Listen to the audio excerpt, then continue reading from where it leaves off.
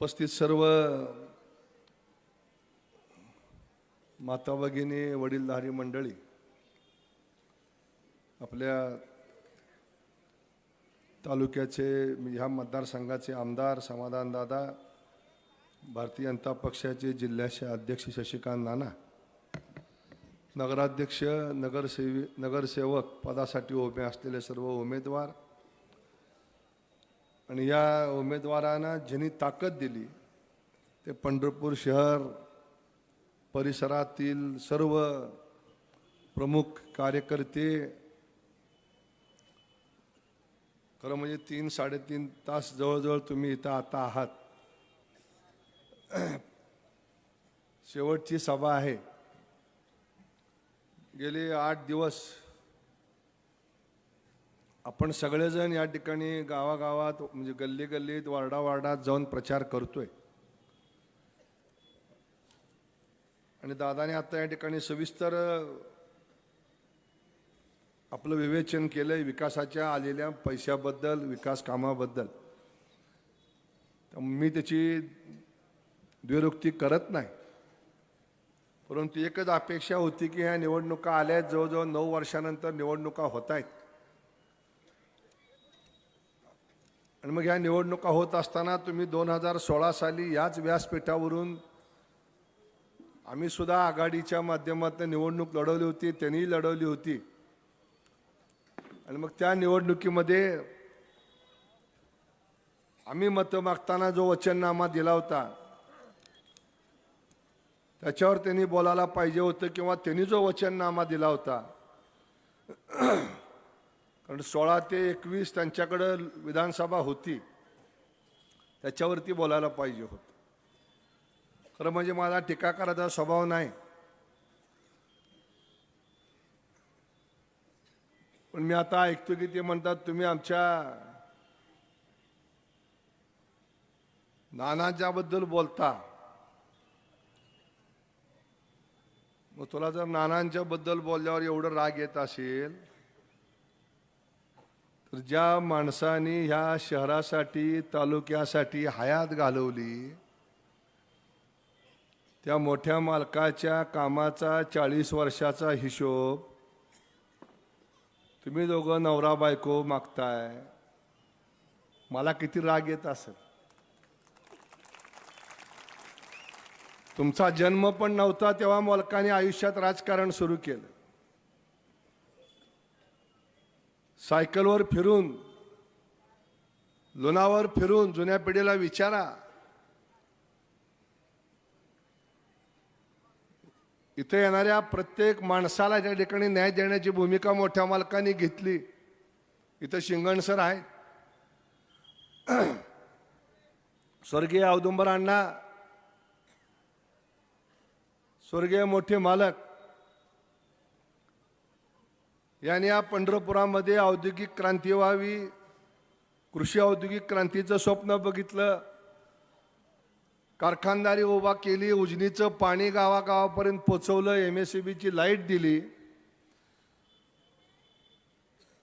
आणि या तालुक्याचा दुष्काळी म्हणून जो शिक्का होता तो दुष्काळी शिक्का गेल्या 40 वर्षामध्ये पुसण्याचं काम केलं. विचारताना 40 वर्षात काय केलं. 1978च्या सालात कारखाना सुरू झाला. 75 साली कारखान्याचं रजिस्ट्रेशन होतं. त्यावेळेस या तालुक्यात 1.25 लाख टन एवढा सुद्धा ऊस उपलब्ध नव्हता. तहसीलदार सर्टिफिकेट देत नव्हते. ज्या तालुक्यात 1 लाख 1.25 लाख टन ऊस उपलब्ध नव्हता त्या तालुक्यामध्ये आज 40 लाख टन ऊस तयार होतोय. 20,000पेक्षा अधिक एकर द्राक्ष लागवड होती, डाळिंबाची लागवड होती. जी मार्केट कमिटी 1 कोटी 2 कोटीच्या पुढे नसायचं ती आज 500-550 कोटी रुपयाचा टर्नओव्हर करते. 2,500 कोटी रुपयापेक्षा अधिकचं उत्पन्न शेतीमधनं या तालुक्यात तयार होतं. ह्या तालुक्यात, ह्या पंढरपूर शहरामध्ये 1995 सालापर्यंत आपल्या भागातल्या टोपली संडासामधली विष्ठा आमच्या मेहतर समाजाच्या माता भगिनी पुरुष मंडळी डोक्यावरनं आणि हातगाड्यातनं वाहून नेत होत्या। या गावामध्ये एकही रस्ता डांबरी त्या काळात नव्हता। एक थोडा कुठला तरी असेल, कॉलेजचा रस्ता आणि हा रस्ता, तर सगळीकडे कच्चे रस्ते होते। गावागावामध्ये कचरा कुंड्या असायच्या, सगळीकडे सांडपाणी व्हायचं, ओढ्यानं नाल्यानं। रस्त्यावरती लोक शौचाला बसलेली असायची। जसं एखादं खेडं असतंय तसं हे पंढरपूर होतं। पण तुम्हाला हे माहीत नाही, कारण तुम्ही तेव्हा पाळण्यामध्ये होता। अशा या शहराला रूप देण्याचं काम स्वर्गीय मोठ्या मालकांनी 40 वर्ष आपल्या आयुष्यातली खर्ची घातली। 1965 साली पहिल्यांदा मालक या राजकारणामध्ये आले आणि 65 सालापासून 2020 सालापर्यंत जवळजवळ किती वर्ष झाली? ती 35 आणि 20 55 वर्ष या गावातला, या तालुक्यातला व्यापारी असेल, शेतकरी असेल, मजूर असेल, कामगार असेल, या सगळ्याकरता या ठिकाणी काम करण्याची भूमिका घेतली। तुम्हाला या गावचा काही संबंध नाही, काय नाही। तुम्ही जर माझ्या चुलत्याची 40 वर्षाला मला विचारायला लागला, मग मी बोलल्यावर तुम्हाला करळ का लागतंय? अख्खी हयात त्या माणसाने या शहरासाठी घालवली। आम्ही आत्ता राजकारणात आहे, 10-15 वर्षात, 20 वर्षात काय होतं या पंढरपूर शहरामध्ये? तुम्ही म्हणता तुम्ही काय केलं? 1995 साली या जुन्या पंढरपूरची सगळी ड्रेनेज व्यवस्था तयार केली। 15 कोटी रुपये आदरणीय पवार साहेब तेव्हा मुख्यमंत्री होते,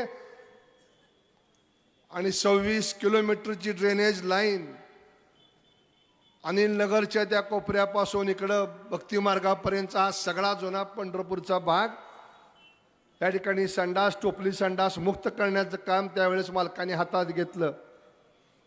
2005 साली दुसरा टप्पा केला, 37 कोटी रुपये खर्चून 60 किलोमीटर तिसरा टप्पा केला।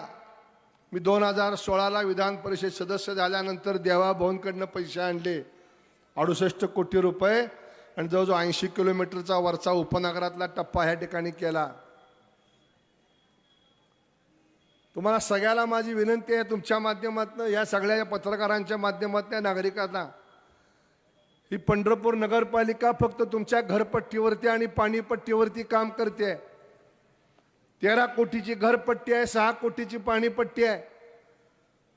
या शॉपिंग सेंटर दुकानाच्या भाड्यातून मिळणारे 1.5 कोटी रुपये, 20-21 कोटी रुपये खर्च या उत्पन्न या नगरपालिकेचा आहे। 6 कोटी रुपये तुम्हाला जे घरात पाणी दिलं जातं त्याचं लाईटचं बिल आहे। घरातनं सांडपाणी जे वाहून जातं त्याचं लाईटचं बिल आहे। ड्रेनेज स्वच्छ करायचं आणि ड्रेनेजचं पाणी शुद्ध करून नदीत सोडायचं 2.5 कोटी रुपये। 400 किलोमीटरचे रस्ते या शहरात, त्या रस्त्यावरच्या दिवाबत्तीचं लाईट बिल आहे 2.25 कोटी रुपये। कच्चं पाणी नदीच्या पात्रातनं आपण उचलतो त्याचं बिल आहे 2 कोटी 2.25 कोटी रुपये।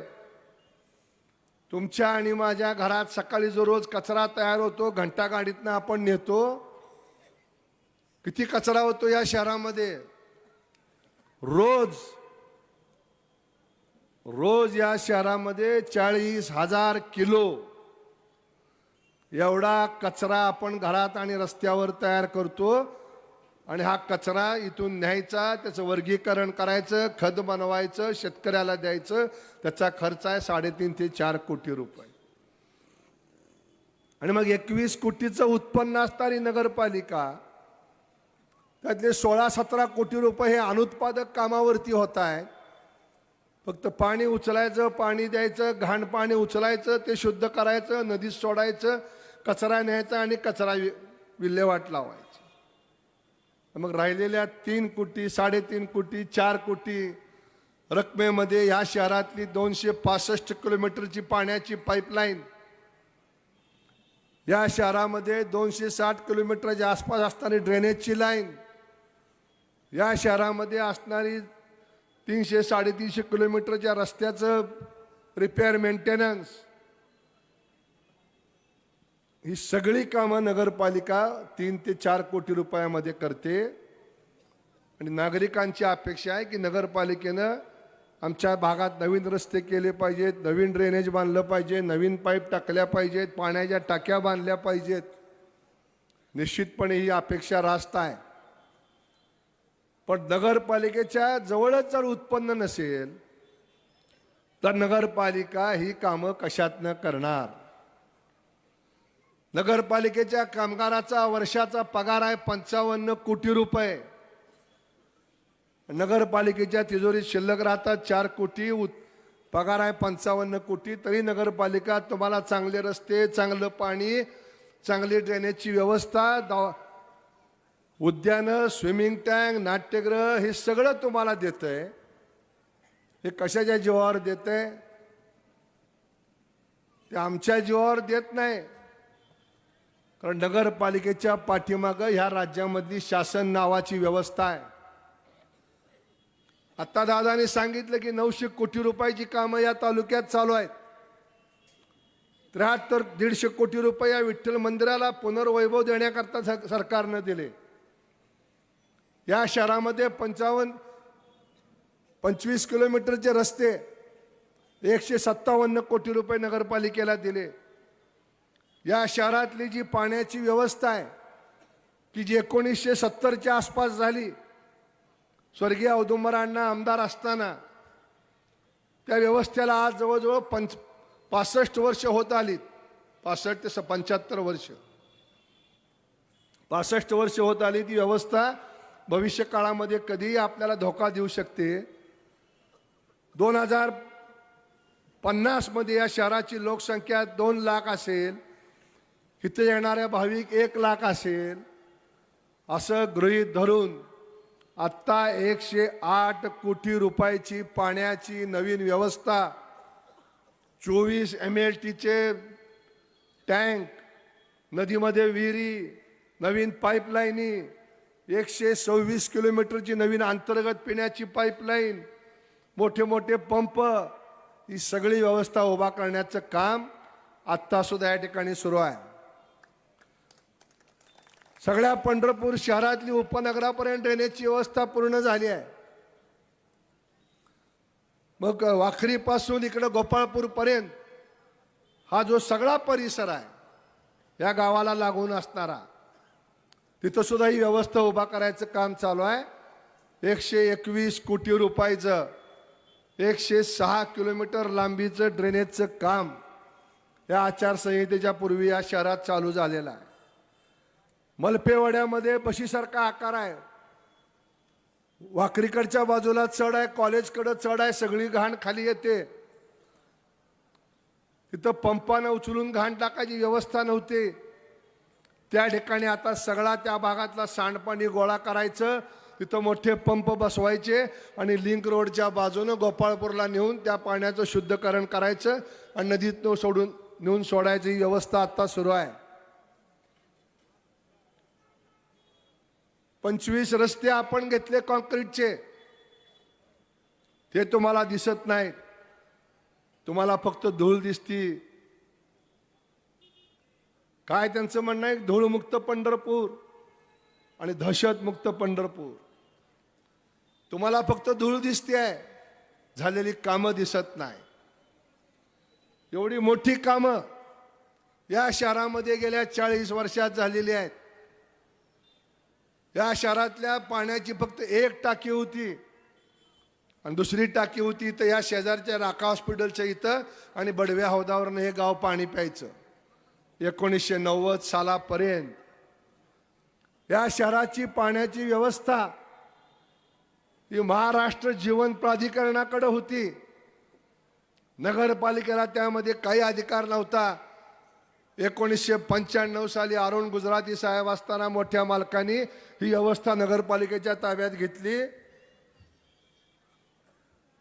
आणि आज तुम्हाला 18 पाण्याच्या टाक्यामधून रोज 30 दशलक्ष लिटर एवढं पाणी तुम्हाला आज या शहराला पुरवलं जात आहे. मी असं म्हणणार नाही की 100% झालंय, कुठेतरी असेल, एखाद्या गल्लीत पाणी येत नसेल, एखाद्या गल्लीमध्ये कुठतरी चेंबरचा प्रॉब्लेम असेल, ड्रेनेज कुठतरी बॅक मारत असेल, त्याच्यावरती अहोरात्र ही नगरपालिका काम करते, सफाई कामगार काम करतात. 2005 सालापर्यंत, 6 सालापर्यंत, 10 सालापर्यंत या गावामध्ये सगळ्या कचऱ्याच्या कुंड्या असायच्या, त्याच्यावरती डुकरं, गाढवं, जनावरं, कुत्री फिरायची. तुम्ही आज जाऊन बघा, ती सगळी व्यवस्था तयार करत आणलेली आहे. गावातल्या कचऱ्या कुंड्या नष्ट करायचं काम झालंय आणि हा सगळा कचरा रोजच्या रोज उचलून काशेगावला नेलं जातोय. दिसत नाही तुम्हाला?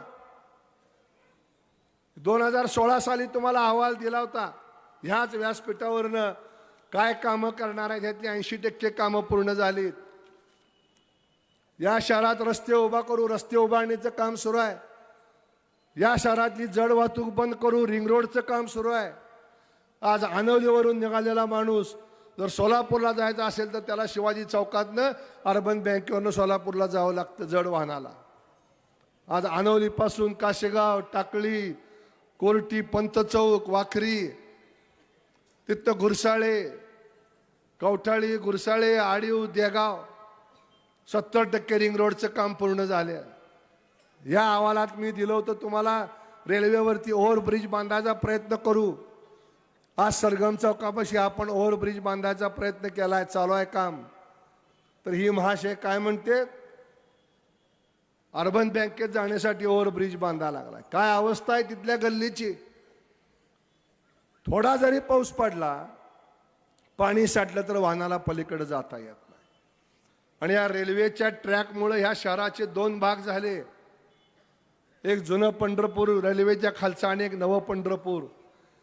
मग ह्याला कनेक्टिव्हिटी पाहिजे का नाही पाहिजे? जगात तुम्ही बघताय सगळीकडे ओव्हरब्रिज व्हायला लागलेत. मुंबईत किती व्हायला लागले, पुण्यात किती व्हायला लागले.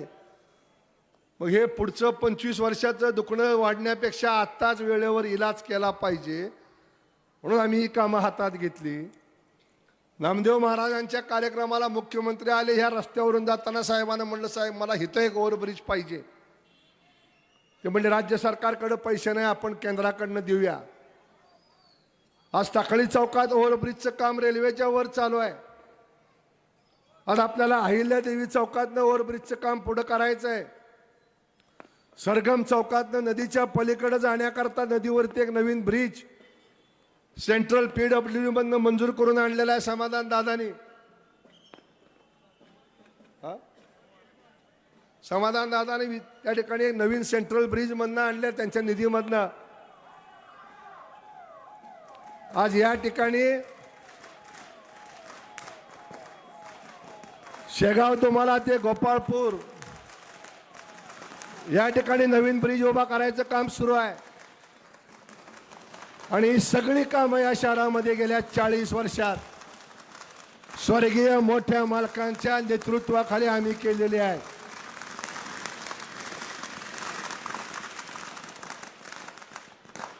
आणि त्यामुळं जर तुम्ही मला मोठ्या मालकांच्या राजकीय आयुष्याचा हिशोब विचारत असाल, जयकुमार भाऊंचं हार्दिक स्वागत सगळ्यांनी टाळ्याच्या गजरात करावं. 250 किलोमीटरवरनं आलेत, फक्त 2 तासामध्ये इथं प्रवास करून आले. 2 तासात का आले? तर गडकरी साहेबांनी पंढरपूरला नॅशनल हायवे दिला. ज्याला 4 तास लागले असते 2 तासात आले. हे कामं तुम्हाला दिसत नाहीत. नॅशनल हायवेचे 7 मार्ग पंढरपूर शहरामध्ये आपण आणून ठेवलेले आहेत. ते काम तुम्हाला दिसत नाही. चंद्रभागेच्या पात्रामध्ये लहान असताना 12 महिने पाणी व्हायचं, आता बंधाऱ्यामुळं पाणी थांबलंय. आदरणीय देवेंद्र भाऊनी युनायटेड किंगडमचा एक प्रोजेक्ट आहे, पायलट प्रोजेक्ट आहे. ते लंडनचं त्यांचं पेटेंट आहे, पण त्याचं सुद्धा आता ट्रायल चंद्रभागेच्या पात्रामध्ये सुरू आहे. 30% काम झाले, 70% अजून काम पूर्ण व्हायचं आहे. आमचा प्रयत्न आहे की आता पाणी काय 12 महिने वाहू शकत नाही, आहे या पाण्याला कसं शुद्ध करता येईल त्याचं काम सुरू आहे. उद्यानाकरता पैसे दिलेत, स्विमिंग टँक चालू आहे. 70 कोटीचं नाट्यगृहाचं काम अंतिम टप्प्यात आहे. 45 कोटी खर्च झालेत, अजून 20 कोटी पाहिजेत. आम्ही सरकारच्या मागं लागलोय की आम्हाला पैसे द्या. देवाभाऊंच्या डोक्यामध्ये पंढरपूरला ह्या देशाच्या नकाशावर नाही तर आंतरराष्ट्रीय नकाशावर नेण्याचं नियोजन आहे. म्हणून मित्रांनो, ही निवडणूक महत्त्वाची आहे. पण दुर्दैवानं निवडणुकीमध्ये आम्ही काय करणार हे न विचारता ही मंडळी फक्त टीका करतात. काय म्हणतात, सुरवशी बिल्डिंग ही परिचारकाची बिल्डिंग आहे. अरे ही शंकरराव सुरवशी यांची बिल्डिंग आहे. कुठं आहे का इथं? तर ते नाही आपलं मनोज आहे का कोणी? ही बिल्डिंग परिचारक बिल्डरनी डेव्हलप केली. अरे व्यवसाय करतायत ती मुलं, तुझ्यासारखं कारखानदारीवर दरोडे तर टाकत नाहीत. कुठं आहे भारतमाळी? भारतमाळी आहे तेव्हा का इथे तुम्हाला दाखवतात ना कागद कुठला 7-12 आणून, ही जमिनीची मालक आहेत. भारत उभार खुर्चीवर ते बोलले असतील, भाषण केलं असेल. अरे इलेक्शन नगरपालिकेचं आत्ता हरिभाऊ 9:30 वाजले, त्यामुळे काळजी करू नका. नगरपालिकेची निवडणूक आहे. टीका करता तुम्ही माझ्यावर, समाधान दादावर. आम्ही तुम्हाला ह्या करता इथं बोलवलंय की आम्ही कमळ चिन्ह घेऊन का आलो. तर ही 22 कोटीची नगरपालिका एवढे कोट्यावधी रुपये कशात खर्च करणार होती तर आमच्या पाठीमागं देवाभाऊ आणि महाराष्ट्र सरकार, केंद्र सरकार नसतं तर एवढा निधी इथं आला नसता आणि आम्ही तुमच्या पुढे उभा राहून हे पैसे आणलेत म्हणून सांगू शकलो नसतो. म्हणून या राज्यात कमळ सरकार आहे आणि देशामध्ये सुद्धा भाजपचं कमळाचं सरकार आहे. आणि त्यासाठी या गावाची निवडणुकी कमळाच्या चिन्ह लढवण्याचा आम्ही निर्णय घेतला. या पापर करताईने आपलं आयुष्य सगळं गाजवलेलं आहे. कुटुंबाने एखादी महिला कमी बोलत असेल, इथं बसलेल्या महिलांना जर उद्या व्यासपीठावर या म्हणलं बोला म्हणलं कोणीही बोलू शकणार नाही. खरं आहे खोटं आहे? पण बॅरिस्टर भोसले म्हणून मुख्यमंत्री होते आणि वसंतदादा मुख्यमंत्री होते, 4थी पास. एक होते बॅरिस्टर, एक होते 4थी पास. आज लोकांच्या लक्षात कोण आहे? वसंतदादा आहे. कारण माणूस बोलण्यापेक्षा कामानं मोठा होतो. हे लक्ष्मण भाऊ, त्याची शिरसट, ही सगळी मंडळी, हा समस्त कोळी समाज इथला वतनदार आहे ह्या शहराचा. आज नाही, जेव्हापासून पांडुरंग आहे, जेव्हापासून चंद्रभाग आहे, तेव्हापासून ही मंडळ या ठिकाणी काम करताय. नदीत कोण बुडला की कोण तुम्हाला आठवतो? पहिल्यांदा कोण आठवतो? पुरामध्ये झोपडपट्ट्या नदीकाठच्या गेल्यावर पहिल्यांदा कोण मदतीला जातं? लक्ष्मण तात्या जातो. अरे तुम्हीच काय, सरकारचे अधिकारी सुद्धा तिथे येऊन सांगतात की तात्या ही बघा. गेली 30-35 वर्ष निष्ठेनं राहिलाय. 2004 पासून 2024 पर्यंत किती पक्ष बदलले तुम्ही? जेव्हा तुम्ही लोकांकडे एक बोट दाखवता तेव्हा 3 बोट तुमच्याकडे आहेत, लक्षात ठेवा. ते काय सांगतात? दहशतमुक्त करू. 7 वर्ष इथं येऊन नगराध्यक्षपद भोगलेला एक माणूस या इथं भाषण करून गेला. काय वाक्य वापरलं त्यांनी? पंढरपुरात कुणाला उचलायचं आणि कुणाला ठेवायचं हे आम्ही ठरवतो. अरे ज्या गावच्या बोरी आहेत त्याच गावच्या बाबळ्या आहेत. असे तुमच्यासारखे 40 वर्षात बरेच बघितलेले आहेत. भले भले ह्या शहरामधनं बाजूला गेलेत. तुम्ही आव्हान द्यायच्या भानगडीत पडू नका. आम्ही कधी कुणाला आव्हान देत नाही. तुझ्यात जर दम असेल ना ये समोर उचलून दाखवा आम्हाला. आम्ही सुद्धा काय मेलेल्या आईचं दूध पिलेलो नाही. राजकारण असू द्या, राजकारणात तुम्ही या, टीका करा. 16 साली सत्तेवरती होतो, तुम्ही हिशोब मागा. तो हिशोब आम्ही द्यायला तयार आहे. जे झालंय ते झालंय, जे राहिलंय ते राहिलंय, जे करायचंय ते तुमच्या पुढे मांडतोय आम्ही या अहवालाच्या माध्यमातून. मी तर असं म्हणतोय आता समाधान दादा की या शहरातला ड्रेनेजचा प्रश्न संपलेला आहे. या शहरातला पिण्याचा पाण्याचा प्रश्न बऱ्यापैकी संपलेला आहे. या शहरातला रस्त्याचा 50% प्रश्न राहिलेला आहे. घनकचऱ्याचा प्रश्न संपलेला आहे. 28 एकरवरती आपण डम्पिंग ग्राउंड उभा केलेला आहे. नाट्यगृहाचं काम मार्गी लागलंय. स्विमिंग टँकचं काम मार्गी लागलंय. फक्त जयाभाऊ पुढच्या 5 वर्षामध्ये आम्हाला या शहरामध्ये मग MI लेक दुरुस्त करायचा आहे. या शहरातले अजून 25 रस्ते आम्हाला कॉन्क्रीटचे डांबरीकरणानं चांगले करायचे.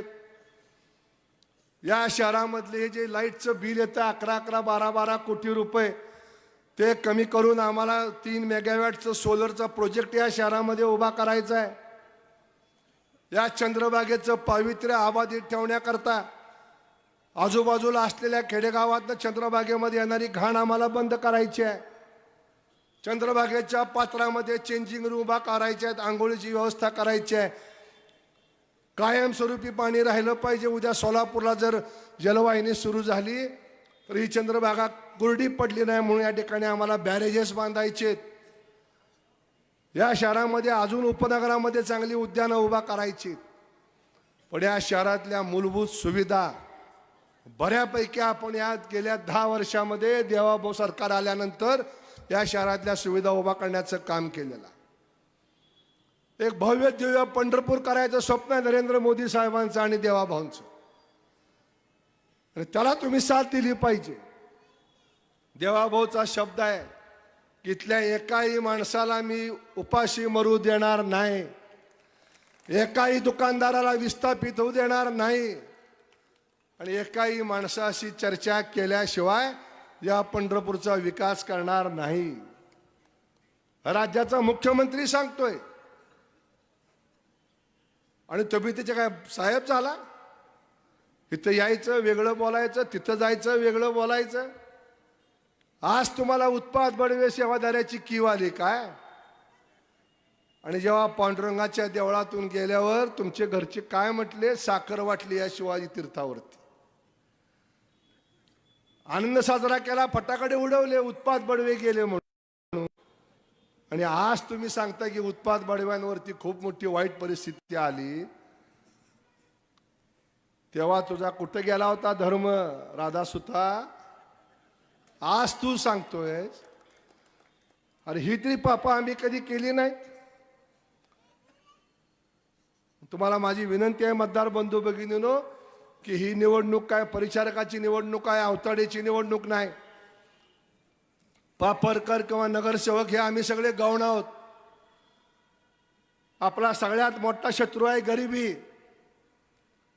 2 वेळची भूक सगळ्यात महत्वाची आहे. त्या टायमाला कुठली जात धर्म पात काय आपल्याला आठवत नाही. आणि ह्या गावातल्या गरिबाला हाताला काम देण्याचं काम आपल्या सगळ्यांना करायचं आहे. हा परमात्मा पांडुरंगा इथं कोट्यावधी भाविक येतात.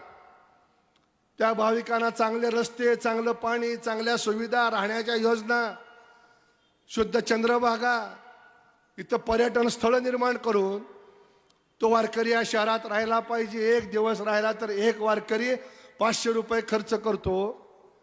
भविष्य काळामध्ये 5 कोटी वारकरी या शहरात आले, 500 रुपयानं खर्च करायचं ठरवलं तर 2500 कोटी रुपये या शहरात येतील. आणि मग टांगेवाला असेल, रिक्षावाला असेल, फळं विकणारा असेल, भाजीपाला विकणारा असेल, चहा टपरीवाला असेल, कुंकू बुक्का विकणारा असेल, मूर्ती विकणारा असेल, बांगड्या विकणारी महिला असेल, या सगळ्या गोरगरिबाला त्यातनं रोजगार मिळणार आहे. मग ह्यांचं अर्थकारण सुधारलं तर ह्यांची मुलं उद्या चांगल्या शाळेत जातील, चांगली घरं बांधतील. कोणाला हौस आहे झोपडीमध्ये राहायची. पण आज गावामध्ये 5200 झोपड्या आहेत. त्या झोपड्या आपल्याला चांगल्या करायच्या आहेत. आणि आज सकाळी देवाभाऊनी सांगितलं की या पंढरपूर शहर नाही, महाराष्ट्रातल्या ज्या ज्या ठिकाणी लोकांनी राहण्याकरता अतिक्रमण केलंय, ज्या ठिकाणी झोपड्या बांधल्या आहेत, त्या त्या जागा त्या त्या झोपडीवाल्याच्या नावावर करायचा निर्णय महाराष्ट्र सरकारनं घेतलेला आहे. आणि नुसती जागाच करायची नाही, तर त्याला राज्याच्या तिजोरीमधनं घर बांधायला सुद्धा पैसे देणार आहे. आज सकाळी सांगोल्याच्या सभेत त्यांनी सांगितलं. त्यामुळं आम्ही निमित्त मात्र आहोत. नगरपालिका आणि नागरिकांमधला दुवा म्हणून आम्ही काम करतो. आणि त्यासाठी भारतीय जनता पक्षाच्या पाठीमागं आपण आपला आशीर्वाद उभा केला पाहिजे.